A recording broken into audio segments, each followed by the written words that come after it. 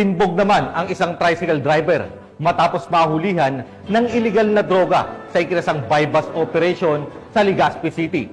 Ang buong detalye ng balita mula kay Patrolman Arvin Balabis.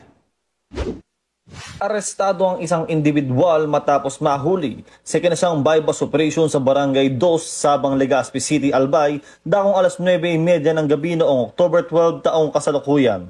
Kinilala ni Police Brigadier General Eleazar P. Mata, Director ng PNP-DEG, ang nadakip na suspect na si alias Jimboy, 36 anyos, isang street-level individual.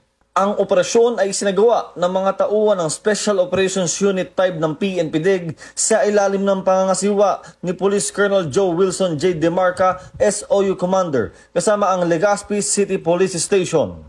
Nakuha mula sa suspect ang humigit kumulang 9 gramo ng hinihinalang shabu na tinatayang nagkakahalaga ng higit sa 60,000 piso, bypass money at ilang pang gamit ng suspect.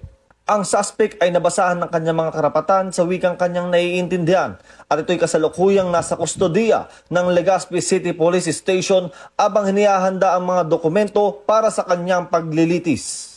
Ang PNP-DEG ay patuloy sa mga sinasagawang operasyon kontra iligal na droga, maging sa mga individual na sangkot dito, bilang ito ang isa sa mga pangunahing mandato ng aming hanay. Sa mga nais magsumbong, maaari kayong mag-text sa mga numero nasa inyong screen.